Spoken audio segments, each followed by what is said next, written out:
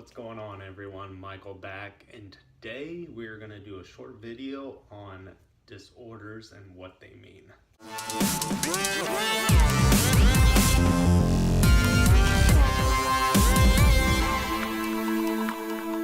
So a lot of people kind of have a misconception, or maybe they even know what's going on if they're talking about like psychological disorders. I wanted to do a video today because I feel like that a lot of people are kind of like scared of this. A lot of people think that like something's wrong with them. Like the word crazy gets thrown around.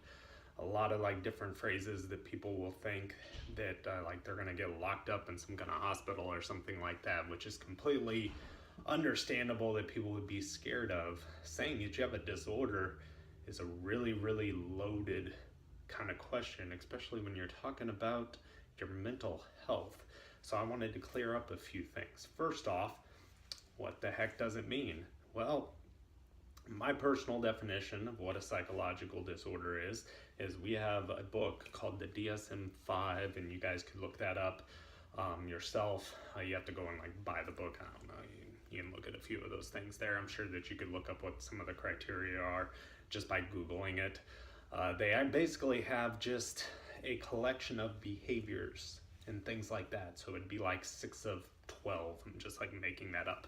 And it'd have to happen over a certain duration of time. And then they have like specifiers about like how severe it might be depending on what's going on. Here's the thing with that, is each disorder looks really different, which is kind of confusing to me because on the medical model, if you have some type of like cancer, a lot of times, and I might not be real accurate with this, I'm not a doctor, but a cancer is a kind of a cancer. There's not like a huge difference between the two.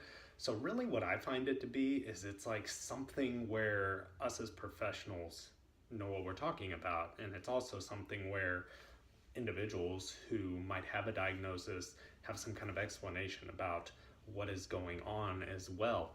So like there's different types of disorders, by the way. There are like disorders that completely go away, which by the way, I find that a lot of people don't seem to understand this, is that things like major depressive disorder, generalized anxiety disorder, which by the way, these two are like the number one.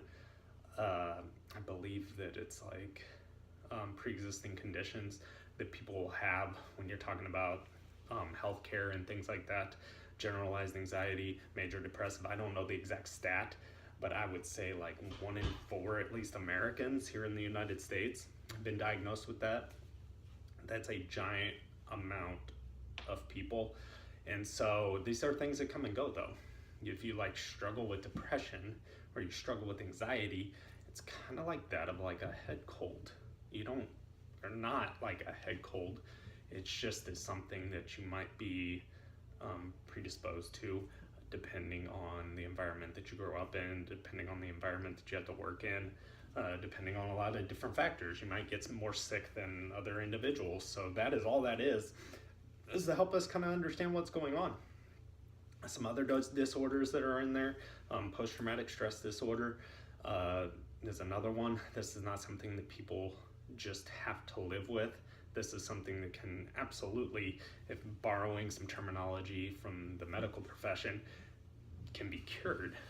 There's actually like a neurological thing that is going on that if you guys are interested, I could like touch on in another video. I just didn't want to make this one like super duper long, you know what I mean? And so we actually have things like our amygdala. Our amygdala is our smoke detector. It goes off when there's some kind of threat. And this will feel like something's like trying to kill you when it's not. There is no like degree to which your amygdala goes off, so to speak. It just goes off. So like people who have really bad experiences, a lot of times this will go off at particular times, and you'll hear people use the term like triggers. Things will like trigger them to have some kind of reaction to something. And actually, this reaction is really, really adaptive or helps them a lot in the situation. But the problem is like the situation goes away. So like if you think of a soldier, for example, out at war, they might be really, really jumpy at night. Well, that's going to help you a lot when you're in a war zone, but that's not going to help you so much when you're over and you're in a safe place. right? And so this is a completely, you could say, normal reaction. I hate using the term normal because I don't know exactly what that even means. Very judgmental word, but it's a very normal reaction to a situation given that you were in that situation before. ADHD is very similar. I think that there's a lot of misconceptions with that as well. We are natural beings that are prone to be, have attention problems, okay? I mean, if you think about school, which is most of the time where this gets diagnosed, not everybody does well in a setting such as like a school where you have to like sit and pay attention. But then there's a lot of kids and adults who can pay attention just fine in other different types of settings. So attention problems are just kind of depending on where you are in the scenario, right? And you can build like in how we like pay attention to different things. There's actually how the brain works and what it pays attention to, and we can really work on those types of things. So it's definitely something that people who, it kind of drives me nuts when they go around and they say like, I have ADHD, like they somehow caught this thing and it won't go away. So there's all those types of disorders. Then there's disorders that don't go away, but you can certainly learn to like adapt to them. So like some of these things that I would say is like, let's use the medical diagnosis of diabetes. You can have type 1, which is like insulin dependent. So essentially, this is something that doesn't go away, but you learn to like deal with. For them, it's like taking insulin, whatever kind of other medications. Again, I'm not a doctor. And then there's ones that can go away, like type 2 diabetes, but can be really difficult depending on your situation. Sometimes it's like things going on with their health, or like sometimes weight, some kind of things like that kind of bring about type 2 diabetes. Well, type 2 would be all those disorders I was just talking about. All right, type 1 would be these, and that is personality disorders, and that would be intellectual dysfunction of some sort, okay? Intellectual disabilities.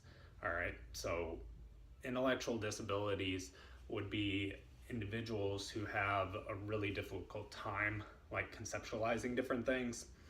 So I would say like people, a side effect of that, like people with Down syndrome have a really difficult time conceptualizing certain things, okay? So that does not get better.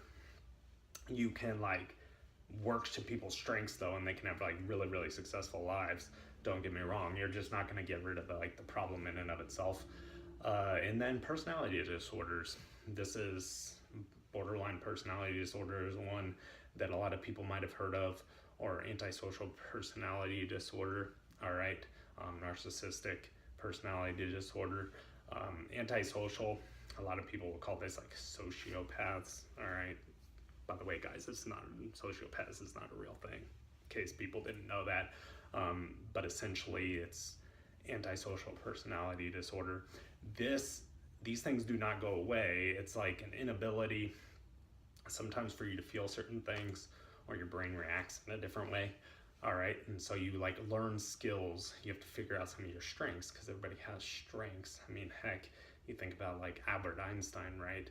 Yeah, it's my understanding he didn't even like finish school and stuff like that, but he was a brilliant person. Like sometimes when you're really, really gifted in one area, it makes it really, really difficult for you in other areas. All right, and so you have to use that strength to like rationalize like he did, and then build strategies to help you with the other parts, like, communication skills and things like that. So I hope that this video helped clear up a few things. Make sure you guys hit that subscribe button down there, hit the little bell so that you get alerts for when I'm gonna have like new videos coming out. Leave comments in the section below. Let me know different topics that you guys might be interested in, and I can try to post a video on them. And really, really important, make sure you hit that thumbs up tab right below, or the like button. This will help me know what videos you guys like and which ones you don't. It's really important so that I can know what to kind of put on here and what can help out people the best. So until next time, just let me know what might help you out, and we will keep moving forward. Thank you very much, and have a great day.